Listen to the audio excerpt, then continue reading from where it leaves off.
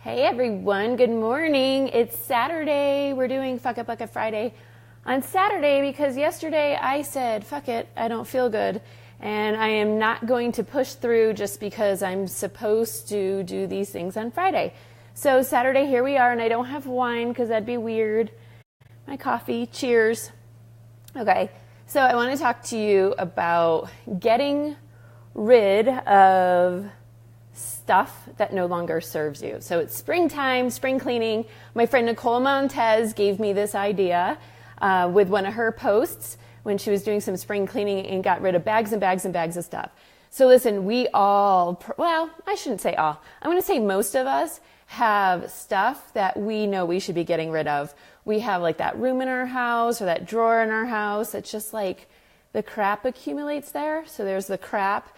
Then there's sentimental stuff, which I totally get. I'm so sentimental. I have such a hard time getting rid of belongings that people have given to me. And then there's just like the stuff we're kind of blind to. Like when I moved back in February, I couldn't believe some of the crap I still had.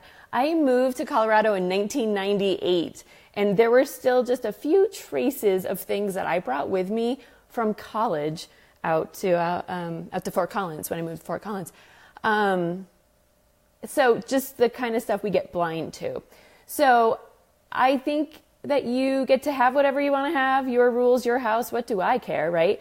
But if you feel like you could use a little support, a little help in this area, I'm just going to give you a two-step process. So the things that you are holding on to, I want you to consider how they make you feel. If it's sort of like a heavy, weighted down, or even guilt, or even shame, imagine that.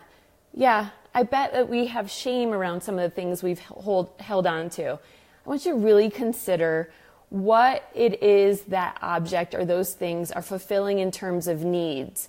So when I moved, I kept some of my grandmother and grandfather's belongings because I need them in my heart. I need those objects, and it represents my connection to them in my heart. And I will have some of these objects for the rest of my life. So they fulfill that sort of need. If you ever noticed, there's always a bass guitar behind me when I do Facebook Lives. My home, because I live with a bass player, has a ton of basses. We have more basses on the walls as art and on displays. We probably have 12 basses just in our house, and that does not count our storage unit. We have a lot of basses.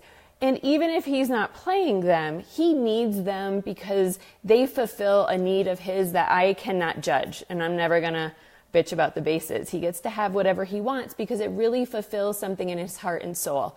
So let's talk about keeping objects that fulfill a need that's not so great.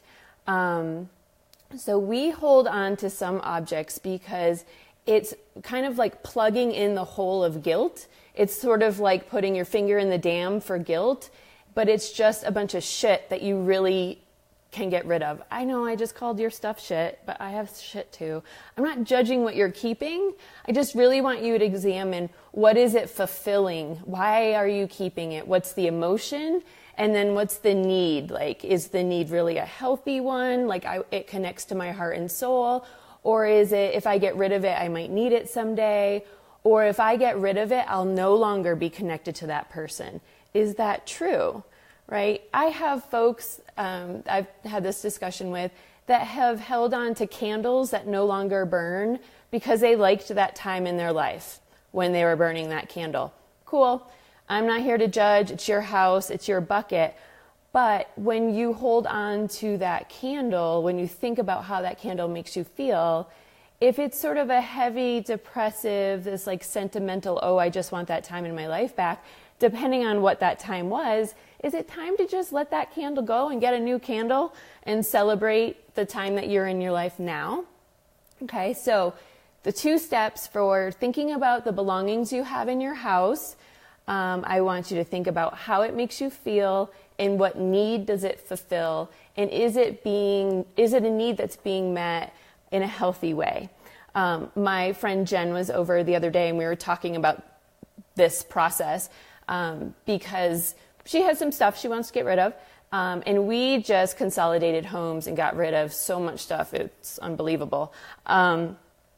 And she was saying that she has stuff, and she discovered like her love letters between her and her husband from probably 20 years ago, right? Like that's like hidden away in the basement around all like the Easter decorations. Like that is a beautiful object to keep that fulfills her emotionally and also fulfills her needs and her connection to her husband, and deserves like a place in the house versus, I don't know, among all the other gunk that she feels like she should maybe get rid of. So how does it make you feel, and what need does it fulfill, and kind of keep track of, is that a need that's really, is it a need, or is it, I don't know, is it sort of just like I want to need this thing? I think that's probably a good way. Do I want to need it, or do I really need it? All right, peeps, let's talk about book club. So book club in May is May 15th and May 22nd at 7 p.m. Mountain Standard Time. There's 2 pricing options this month. You and a girlfriend can join, or a dude. Dudes can come to book club, but so far it's just been the ladies. So if you and a girlfriend join, you get like $50 off each of you. And it's like $148 for each of you if you join with a girlfriend or dude. And then in May, also you can get an individual ticket if you don't want to bring a buddy, and that's $197. So listen, what's most important is that Chapter 4, if you go to my website and download Chapter 4, it's all about the emotion decoder ring. And you can use Chapter 4 to help you figure out the emotions and the needs around getting rid of your stuff. So definitely use Chapter 4 for your spring cleaning. All right, happy Saturday. Cheers with my coffee. And I hope you have a great Saturday. All right, love you, peeps.